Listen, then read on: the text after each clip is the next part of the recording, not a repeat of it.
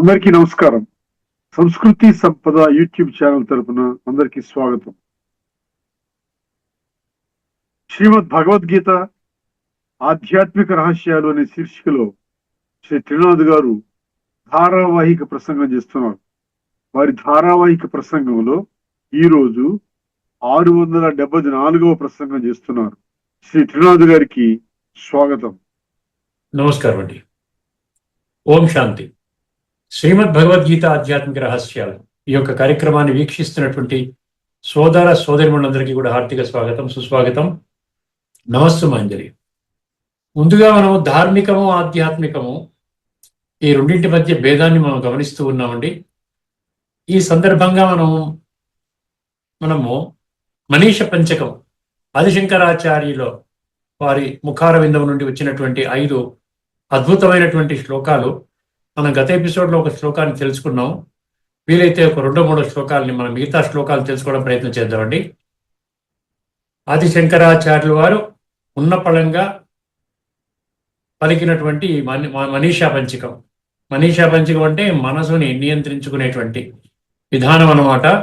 అదే ముఖ్యమైనటువంటిది. ఆధ్యాత్మిక దృష్టికోణంలో అర్థం చేసుకున్నప్పుడు ప్రతి ఒక్కరికి ఈ విషయం చాలా స్పష్టంగా అర్థమవుతుందండి. ఈ ఒక శ్లోకాన్ని వినండి జాగ్రత్తగా.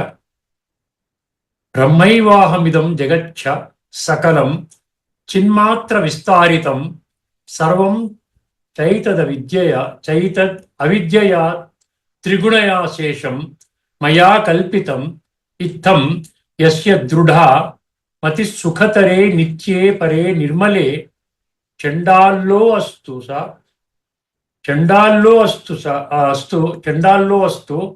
తు ద్విజో అస్తు గురురిత్యేష మనీషా మమ. ఆఖరిలో మాత్రం గురురిత్యేష మనీషా మమ. ఇది నేను చెప్తున్నాను, వీరే నా గురువు అని చెప్తారనమాట. అది 5 శ్లోకాల్లో ఆఖరిగా ఈ పదాలు వస్తాయి. ఒక్కసారి దీని అర్థాన్ని మనం తెలుసుకుంటే మనకి ఏమర్థం అవుతుందంటే, ఒకటే గుర్తుపెట్టుకోండి, శ్రీమద్ భగవద్గీత సర్వోన్నత శాస్త్రం. ఇది తిరుగులేని తిరస్కరించలేని సత్యం. శ్రీమద్ భగవద్గీతలోని 7వ అధ్యాయంలోని 2వ శ్లోకం ఏ విషయం స్పష్టం చేస్తుందండి? నేను సంపూర్ణ జ్ఞానము, ఆ జ్ఞానాన్ని జీవితంలో అనుభవం చేసే విజ్ఞానము, ఈ రెండింటిని అశేషత అంటే ఏది మిగలకుండా, సంపూర్ణం అంటే ఏది మిగలకుండా మొత్తం తెలియచేస్తున్నాను. ఈ 2 మీరు తెలుసుకున్నట్లయితే, అంటే ఆధ్యాత్మిక జ్ఞానము మరియు విజ్ఞానము, నాలెడ్జ్ అండ్ విజ్డమ్. విజ్ఞానము అంటే ఏంటి? జీవితంలో ఆ జ్ఞానాన్ని ఎలాగ తీసుకుని రావాలి అంటే తత్వం అన్నమాట. ఈ 2 తెలుసుకున్న తర్వాత ఈ లోకములో ఇంకా ఎటువంటి జ్ఞానము కొరకు మీరు వెతకవలసిన పని లేదు అన్నాడు. అది 7వ అధ్యాయం 2వ శ్లోకం. 7వ అధ్యాయం 3వ శ్లోకంలో ఏం చెప్పారు? ఎంతమంది ఈ నిగూఢ సత్యాన్ని అర్థం చేసుకుని తమ యొక్క జీవితంలో దీన్ని ఆచరిస్తారు అన్న విషయాన్ని అక్కడ స్పష్టంగా ఏం చెప్పారండి? కొద్దిమంది మాత్రమే. వేల కొలది మనుషులలో ఒకానొకడు మాత్రమే జ్ఞానసిద్ధి కోసం ప్రయత్నం చేస్తాడు. ఆ విధముగా ప్రయత్నం చేసిన అనేకులలో ఒకానొకడు మాత్రమే యథార్థంగా నా యొక్క సత్యస్వరూపాన్ని, నేను చెప్పినటువంటి జ్ఞానాన్ని అర్థం చేసుకుని ఆ యొక్క జ్ఞానం ఆధారముగా తమ యొక్క జీవితాన్ని ఉన్నతంగా తయారు చేసుకుంటాడు. అది ఆ కోణమే. ఎక్కడ మీరు ఎన్ని శాస్త్రాలు తిరిగేసినా కూడా ఇది ఫౌండేషన్ నాలెడ్జ్ అండి. ఇది బేస్ నాలెడ్జ్ అనమాట. ఇది సర్వ జ్ఞానాలకి ఇది పునాది. ఏంటంటే పునాది? ప్రతి ఒక్క మనిషి తమ యొక్క మూల స్వరూపంలో ఈ జడమైన శరీరం కాదు, చైతన్యమైన ఆత్మ, అవినాశి ఆత్మ. ఈ అవినాశి ఆత్మ వినాశి శరీరానికి యజమాని. ఇది ఇప్పటి వరకు అనేక మార్లు మనం చర్చించుకున్నాం. ఈ యొక్క భావన మన దృష్టిలో ఉన్నట్లయితే ఇప్పుడు ఈ మనీషా పంచకంలోని శ్లోకాలు కూడా మనకి చాలా ఈజీగా అర్థమవుతాయి. ఏం చెప్తున్నారు ఇందులో? దీని అర్థం ఏంటండి? నేనే ఆ బ్రహ్మమును. బ్రహ్మం అంటే ఇక్కడ ఆత్మ. అర్థమైందండి? నేనే ఆ బ్రహ్మమును. శంకరాచార్యులు గారు అంటున్నారు, నేనే ఆ బ్రహ్మమును. అంటే నేను శరీరము కాదు, నేను జడమైన శరీరము కాదు, నేనే ఆ బ్రహ్మమును అంటే ఆత్మను. ఈ చైతన్యం ఏదైతే ఉందో పరమాత్మ, ఈ చైతన్యం పరమాత్మ జగత్తు అంతటా విస్తరించి ఉన్నది. ప్రతి ఒక్క 2 భౌతిక చర్మ చక్షువులతో మీరు చూసేటువంటి ప్రతి ప్రాణి అందులో ఉన్నది ఆత్మ. అర్థమైందండి? ఆత్మ ద్వారానే మనం పరమాత్మని ప్రత్యక్షంగా మనం అనుభవం చేయగలుగుతాం. ఈ పశువులు, పక్షులు, చీమలు, దోమలు వాటికి బుద్ధి లేదు కాబట్టి వాళ్ళు అనుభవం చేయలేరు. అర్థమైందండి. మనిషికి మాత్రమే 84 లక్షల జీవరాశులలో ఒక మనిషికి మాత్రమే భగవంతుడు బుద్ధినేత్రాన్ని ఇవ్వటం జరిగింది. కాబట్టి ఆ బుద్ధినేత్రాన్ని తెరుచుకుంటే మనకి పరమాత్మ సాక్షాత్కారం జరుగుతుంది. కొన్ని లక్షల మంది ఇప్పటికే అటువంటి ప్రక్రియలో ఆ రాజయోగం ఆధారంగా పరమాత్మ యొక్క సాక్షాత్కారం పొంది ఉన్నటువంటి విషయము ఇది తిరుగులేని తిరస్కరించలేని సత్యం. అందుకని ఇక్కడ శంకరాచార్యులు గారికి ఆ విషయం అర్థమైంది. ఎప్పుడైతే చండాలుడు కనబడగానే మీరు వెళ్ళండి, దూరం జరగండి, వెళ్ళిపోండి అంటే మీరు శరీరాన్ని శాసిస్తున్నారా, శరీరంలో అక్కడ ఉన్నటువంటి ఆత్మకు చెప్తున్నారన్న విషయం చెప్పగానే అప్పుడు అర్థమైందనమాట. శంకరాచార్యులు గారు కూడా వారికి జ్ఞానోదయం కలిగింది అన్న విషయాన్ని మనం గత ఎపిసోడ్లో చర్చించుకున్నాం. ఈ చైతన్యం జగత్తంతటా విస్తరించి ఉన్నది. ఈ జడం అనే చూసారా, ప్రకృతి సత్వ రజ తమో గుణాలు అన్నాడు. దీని అజ్ఞానము అంటే సతో రజో తమో గుణాలు ఉన్న ప్రకృతి యొక్క అనుభవంలోనే ప్రతి ఒక్కరూ నేను దేవం అనేటువంటి భ్రాంతిలోని జీవిస్తే అది అజ్ఞానము అంటున్నాడు. అర్థమైందండి.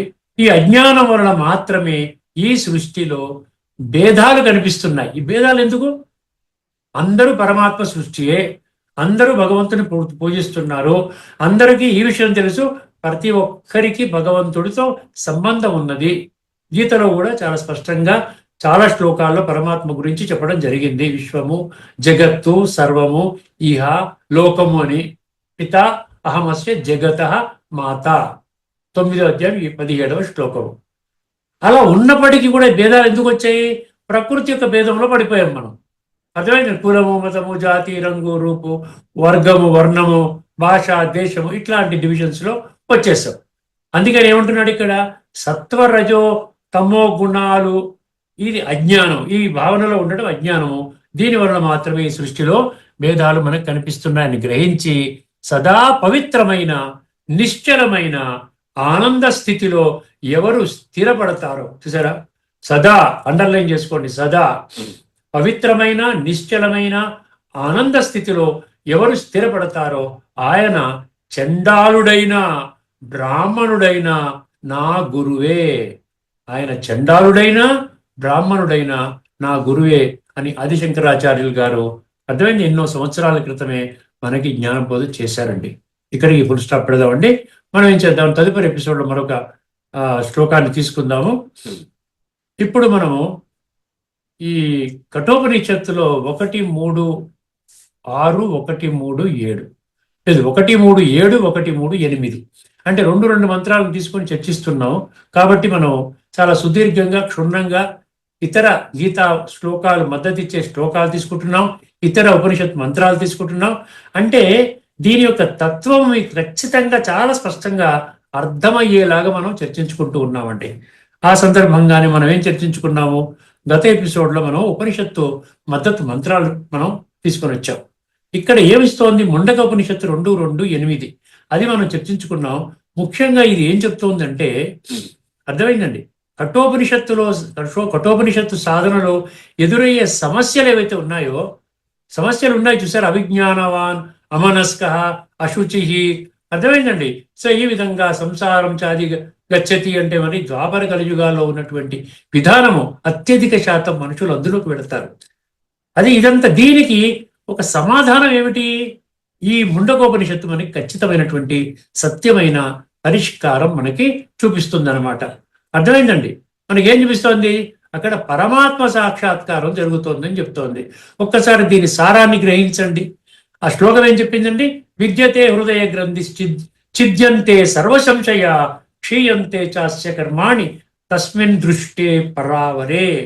కార్యకారణ రూపమైన ఆ పరాత్పరుడిని అంటే పరమాత్మను దర్శించినప్పుడు అంటే అనుభూతి చెందినప్పుడు సాధకుని హృదయ ముడి వీడిపోతుంది. అంటే మనకు అనేక రకాల ప్రశ్నలు ఉన్నాయండి మన హృదయంలో. ఏ ఒక్క ప్రశ్నకి సమాధానం తెలుసుకునే ప్రయత్నము వర్తమానంలో ఉన్నటువంటి మనిషి చేయటం లేదు, భక్తుడు చేయటం లేదు. అర్థమైందండి. ఎన్ని ఆ ప్రశ్నలుగానే కొనసాగించి ఇంకా అనేక ప్రశ్నలతో మనం జీవితాన్ని కొనసాగిస్తున్నాం. ఈ అన్ని ప్రశ్నలు ఒకే ఒక్క ఫుల్ స్టాప్ పెట్టాలి అంటే ఏమంటున్నాడు? పరాత్పరుడైనటువంటి ఆ భగవంతుడు, ఆ ఈశ్వరుడు, ఆ నిరాకారుడు, పరమాత్మని మనము ఎప్పుడైతే మనం సాక్షాత్కారం చేస్తామో, అనుభూతి చేస్తామో ఇవన్నీ కొలాప్స్ అయిపోతాయి. పేక మేడల్లాగా అన్ని ప్రశ్నలకి సమాధానం దొరుకుతుంది. సమస్త సంశయాలు పటాపంచలైపోతాయి మరియు అతని కర్మలన్నీ క్షీణించిపోతాయి. అది అర్థమైందండి. ఈ మంత్రము మనం సంగమ యుగములో ఆత్మ ప్రాప్తి చేసుకునే సత్యమైన రాజయోగ అనుభూతిని సూచిస్తుంది. ఇది మనం చర్చించుకున్నాం, మళ్ళీ చర్చించుకోనక్కర్లేదు. ఇప్పుడు ఒక్కసారి మనము కఠోపనిషత్తుతో కనెక్షన్ చూద్దాం. ఇది మనం ముండకోపనిషత్తు ఇప్పుడు చెప్పుకున్నాం. ఏమిటి ముండకోపనిషత్తు మెయిన్ ఏం చెప్పింది? పరమాత్మని దర్శిస్తారు, దానితో మీ సమస్యలన్నీ కూడా దూరం అయిపోతాయి. ఇప్పుడు కఠోపనిషత్తులో మనం ఒక్కసారి దాని కనెక్షన్ చూసినట్లయితే అక్కడ ఏమొచ్చిందని కఠోపనిషత్తు 1:3-7లో అమనస్క అశుచి అన్నాడు. ఈ రెండు స్థితులకు కారణం ఏంటి? హృదయ గ్రంథి అన్నాడు. హృదయ గ్రంథి అంటే హృదయములో ఉన్నటువంటి చిక్కుముడులు, అనేక ప్రశ్నలు అనబడేటువంటి చిక్కుముడులు. కఠోపనిషత్తు 1:3-7లో వివేకహీనుడైన సాధకుడు మనోనిగ్రహము లేదంటే అమనస్క, ఎల్లప్పుడూ అపవిత్రంగా సదా అశుచిగా ఉంటూ సంసార చక్రములో పడతాడని ఆ విధంగా అక్కడ చెప్పబడింది. ఎక్కడ? కఠోపనిషత్తు 1:3-7. చాలా శ్రద్ధగా వినండి, చాలా ఈజీగా అర్థమవుతుంది. ఇంత చర్చించిన తర్వాత కూడా మీకు ఎటువంటి ప్రశ్నలు ఏవైనా ఉన్నా, అది గీతనే కానివ్వండి, ఉపనిషత్తు మంత్రాలే కానివ్వండి, మీరు దయచేసి మీరు ఈ కామెంట్ సెక్షన్లో పెట్టినట్లయితే, మీ కాంటాక్ట్ నెంబర్ ఇచ్చినట్లయితే నేను కాల్ చేసి ఆ యొక్క ప్రశ్నకి ఇంకా అర్థం కాని, ఇంకా డౌట్స్ ఏమైనా ఉంటే, సంశయాలు ఏమైనా ఉంటే నివృత్తి చేయడానికి నేను ప్రయత్నం చేస్తానండి. అర్థమైందండి? ఎల్లప్పుడూ మనోనిగ్రహం లేకుండా అపవిత్రంగా ఉంటూ సంసార చక్రంలో పడిపోతాడని ఉంది.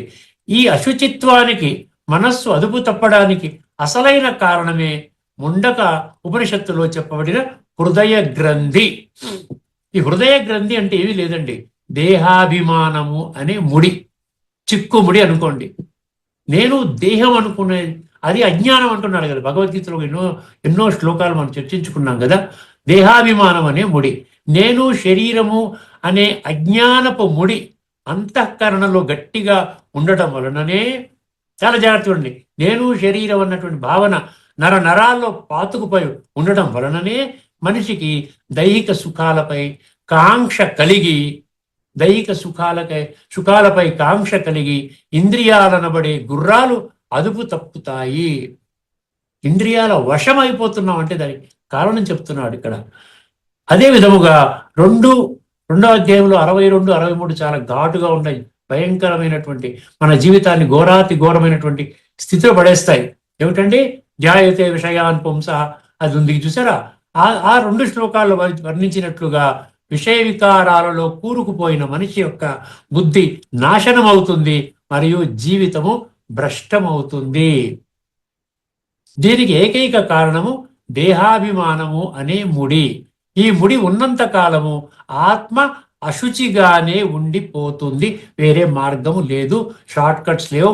మీరెన్ని పూజలు, పునస్కారాలు, యజ్ఞాలు, యాగాలు, జపాలు, తపాలు, నోములు, వ్రతాలు చేయండి, ఎన్ని తీర్థయాత్రలు చేయండి, ఎన్ని కోట్ల దాన పుణ్యాలు చేయండి, ఈ ముడి, ఆ చిక్కుముడి మనం వీడదనమాట.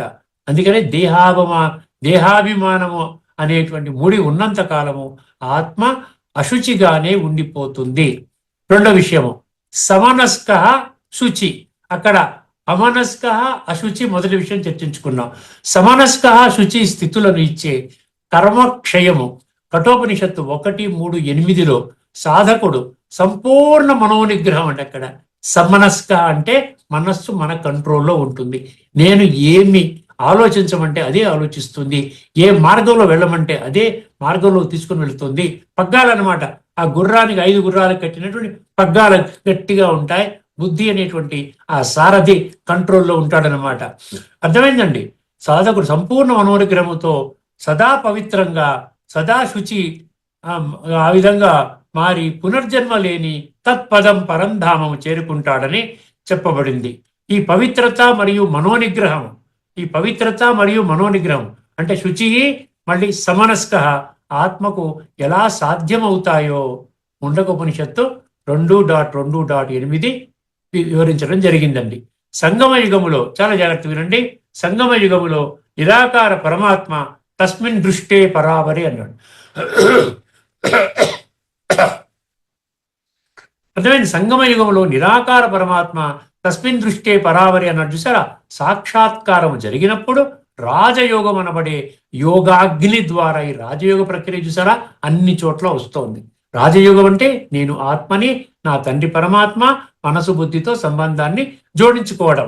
ఈ యోగాగ్ని ద్వారా జన్మ జన్మలుగా చేసిన నీచ నికృష్ట భ్రష్ట దుష్ట పాప కర్మల ఫలితముగా ఆత్మలో నిక్షిప్తము కాబడిన తామసిక ప్రధాన సంస్కారాలు, లోయెస్ట్ గ్రేడ్ అన్నమాట, కుళ్ళిపోయిన సంస్కారాలు ఏవైతే ఉన్నాయో అవన్నీ కూడా భస్మమై వాటి స్థానములో సాత్విక సంస్కారాలు చేరతాయి. దాన్ని ఏమన్నాడు, ఉండకలో క్షీయంతే చాస్య కర్మాణి అంటే అది అర్థం అనమాట. కర్మల మాలిన్యం తొలగినప్పుడు, అంటే కర్మల ద్వారా వచ్చే నెగిటివ్ ఇఫెక్ట్స్ ఏదైతే ఉందో అది మనసుని పాడు చేస్తుంది. దాని యొక్క పాజిటివ్గా కర్మ యోగముగా మార్చుకొని చేసినట్లయితే అది ఆత్మని శుద్ధి చేస్తుంది. కర్మల మాలిన్యము తొలగినప్పుడే ఆత్మ సహజంగానే సదా శుచి అంటే సదా పవిత్రత అటువంటి స్థితిలోకి వస్తుంది. కర్మలు క్షయమవ్వడం అంటే ఇదన్నమాట. కర్మలు క్షయమవ్వడమే మనస్సుకు ప్రశాంతతను నిశ్చలత్వాన్ని ఇస్తుంది. సో ఈ విధంగా కర్మలు దానికి ఉన్న నెగిటివ్ ఎఫెక్ట్స్ అన్ని కూడా భస్మం అవటం వల్లనే ఆత్మ నియంత్రణలోకి వస్తుంది. ఈ స్థితిని పొందిన ఆత్మయే కలియుగ దుఃఖాలయము నుండి విముక్తమై గీత మరియు ఉపనిషత్తులు చెప్పిన శాశ్వత ముక్తిధామాన్ని చేరుకుంటుంది. సంక్షిప్తంగా చెప్పాలంటేనండి, సంక్షిప్తంగా అర్థం చేసుకోవాలంటే పరమాత్మను ప్రత్యక్షంగా అనుభవించినప్పుడు మాత్రమే హృదయములోని అజ్ఞానం అనే ముడి విప్పబడుతుంది. అన్ని సందేహాలు తొలగిపోతాయి, కర్మబంధాలు క్షీణిస్తాయి.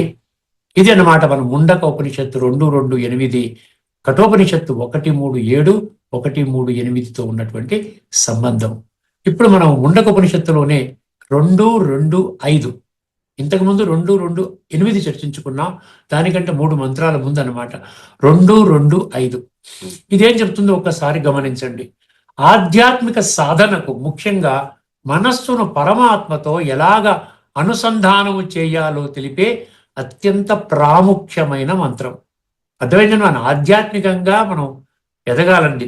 ఆధ్యాత్మికంగా ఎదిగినప్పుడైతే మన ఈ జీవితం బాగుంటుంది, పై జీవితం బాగుంటుంది, కాలచక్రం అంతా కూడా మనం అద్భుతంగా మన జీవితాన్ని తయారు చేసుకుంటాం. అర్థమైందండి. ఆధ్యాత్మిక సాధనకు ముఖ్యంగా మనస్సును పరమాత్మతో ఎలాగ అనుసంధానము చేయాలో తెలిపే అత్యంత ప్రాముఖ్యమైన మంత్రము. ఒక్కసారి మంత్రాన్ని జాగ్రత్తగా వినండి. యస్మిన్ద్యోహి పృథివీ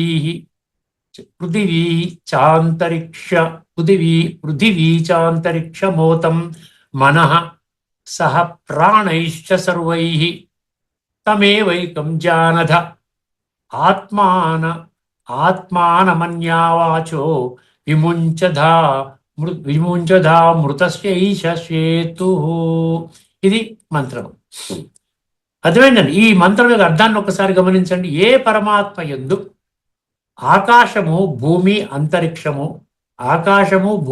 అంతరిక్షము మరియు సమస్త ప్రాణాలతో కూడిన మనస్సు ఓతప్రోతమై అంటే అల్లుకొని ఉన్నాయో ఆ ఒక్కడైన పరమాత్మను మాత్రమే మీ స్వస్వరూప ఆత్మ ద్వారా అంటే ఆత్మ జాగృతి చేసుకోవడం ద్వారా పరమాత్మను ఎప్పుడైతే మనము గుర్తిస్తామో అనుభూతి చేస్తామో, అర్థమైందండి, అప్పుడు ఆ ఒక్కడైన పరమాత్మను మాత్రమే మీ స్వస్వరూప ఆత్మ ద్వారా తెలుసుకోండి.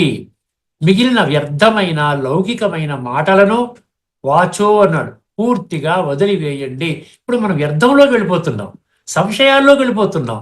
ఇది ఎలాగ కరెక్ట్ అండి? ప్రపంచంలో ఎవరూ చెప్పలేదు కదా. ఇప్పుడు ఏంటండి ఇలా చెప్తున్నారేంటి? ఇందులో వెళ్ళిపోతున్నాం. కానీ ఇదంతా వ్యర్థము. ఇప్పటికే ఆత్మ కుళ్ళిపోయింది, తమో ప్రధానంగా మారిపోయింది. ఇప్పుడు దాన్ని బాగు చేసుకోవాలి. ఇటువంటి ఆలోచన రావటం లేదు. దీనికి ముఖ్యమైన కారణం ఏంటి? అన్నిటికీ మూల కారణం ఒక్కటేనండి, దేహాభిమానం అనే ఈ హృదయ గ్రంథి అంటే ముడి అన్నమాట. అర్థమైందండి. ఏ పరమాత్మ యందు ఆకాశము భూమి అంతరిక్షం అన్నాడు. మరియు సమస్త ప్రాణాలతో కూడిన మనస్సు ఓతప్రోతమై ఉన్నాయో ఆ ఒక్కడైన పరమాత్మను మాత్రమే తెలుసుకోండి.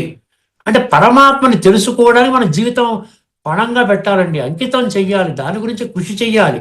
అదే యమధర్మరాజు నచికేతుడు ఏమనుకోడు, నాకు సత్యము కావాలి, సత్యాన్వేషణ, ఇది కావాలన్నమాట. అది చెప్తున్నాడు అక్కడ. మిగిలిన వ్యర్థమైన లౌకికమైన మాటలను పూర్తిగా వదిలివేయండి. ఎందుకంటే ఆ పరమాత్మను తెలుసుకోవడమే అమరత్వాన్ని ప్రసాదించే అమృత వారధి, సేతువు. అర్థమైందండి? ఆఖరి పదం అనమాట. సేతువు అని వచ్చింది చూసారా, అది దీని అర్థం అనమాట.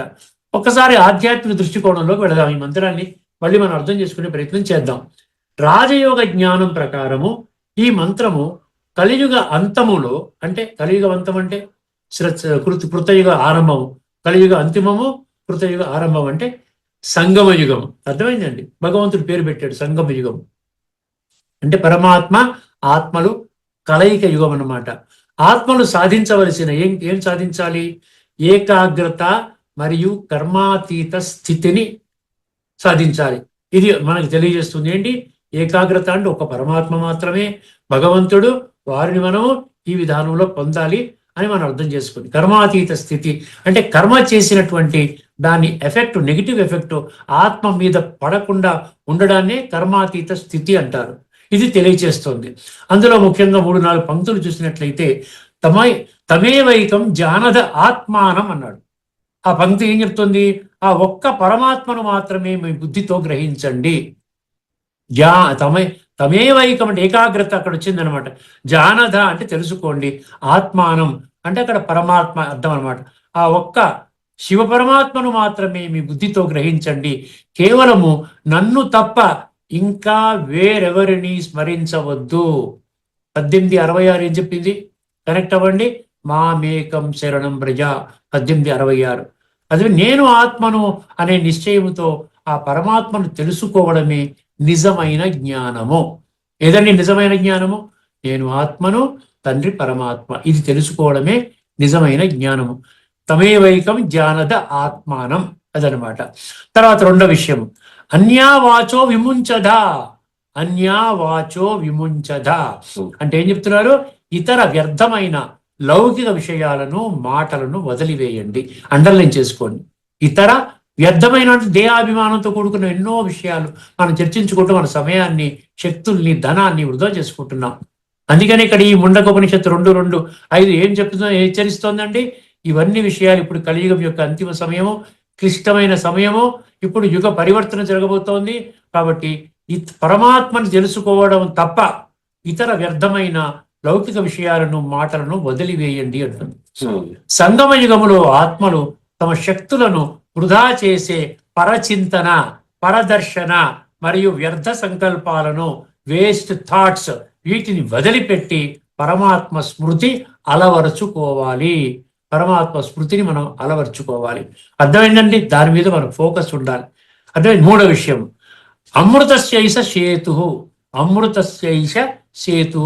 కలియుగ దుఃఖాలయము నుండి, చాలా జాగ్రత్తగా వినండి, కలియుగ దుఃఖాలయము నుండి సత్యయుగ అమర ప్రపంచానికి, సత్యయుగ అమర ప్రపంచానికి అంటే స్వర్గానికి. సత్యయుగం అంటే సత్య త్రేతాయుగాలు స్వర్గము. అందులో మొట్టమొదటి అద్భుతమైన స్వర్గము, నంబర్ 1 క్వాలిటీ స్వర్గము సత్యయుగము. సత్యయుగ అమర ప్రపంచానికి దాటించే ఏకైక వారధి ఇది జ్ఞాన వారధి.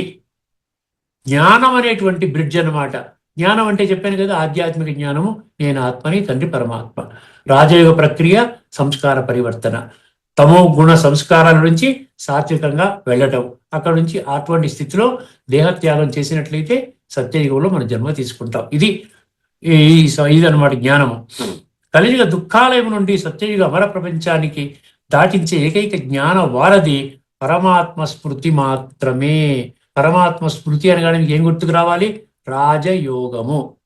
అర్థమైంది? భగవద్గీతలో 93 శ్లోకాల్లో యోగము యోగము, ప్రతి అధ్యాయం చివరన యోగము, ప్రతి అధ్యాయం ఎండింగ్ లో బ్రహ్మ విద్యాయాం యోగ శాస్త్రే. ఇవన్నీ దేనికి సూచకము? భగవద్గీత యొక్క సారము యోగం. మన్మనాభవ.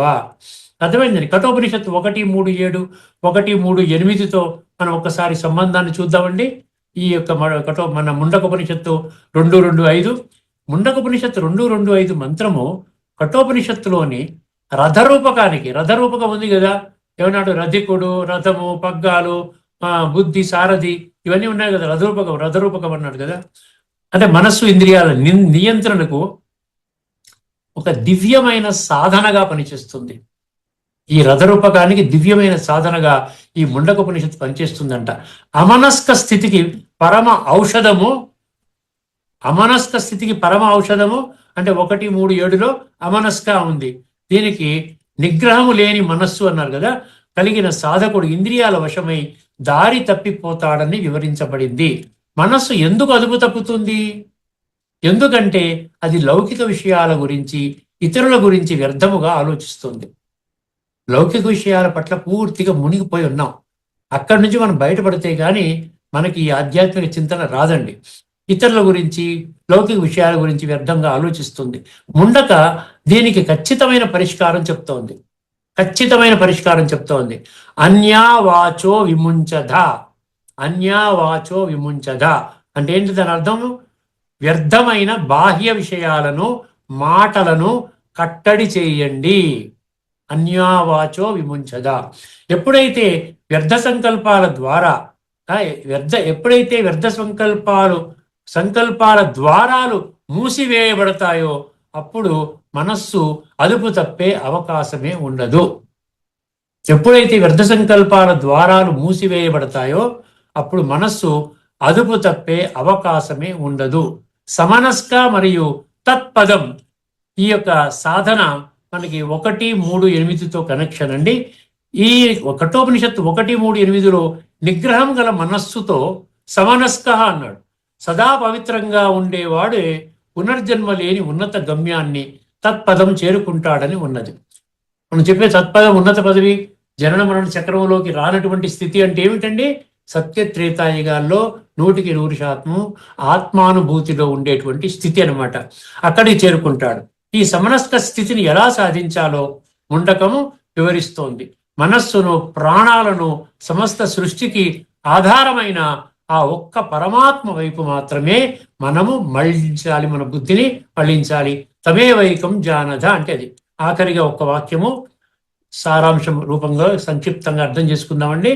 కఠోపనిషత్తు మనస్సు అనే పగ్గాలను బుద్ధి ద్వారా గట్టిగా పట్టుకోమని చెప్తే, ముండకోపనిషత్తు ఆ పగ్గాలను ఏ వైపు తిప్పాలో దిశానిర్దేశము చేస్తోంది.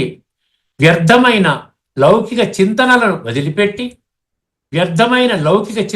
వదిలిపెట్టి బుద్ధిని ఏకఛత్రాధిపత్యముగా పరమాత్మ స్మృతిలో ఉంచినప్పుడే ఆత్మ సదా శుచిగా మారుతుంది. ఈ రాజయోగ ప్రయాణమే కలియుగ నరకము నుండి సత్యయుగ స్వర్గానికి దాటించే అమృత సేతువు. ఈ రాజయోగ ప్రయాణమే కలియుగ నరకము నుండి సత్యయుగ స్వర్గానికి దాటించేటువంటి అమృత సేతువు, అమర వారధి.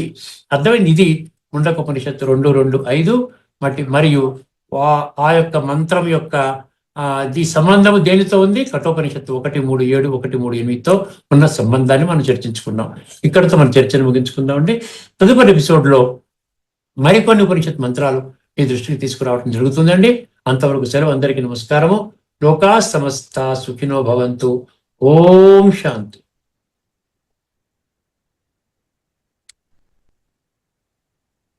శ్రీమద్ భగవద్గీత ఆధ్యాత్మిక రహస్యాలు అనే శీర్షికలో ధారావాహిక ప్రసంగం చేసిన శ్రీ త్రినాథ్ గారికి ధన్యవాదాలు. నమస్కారం.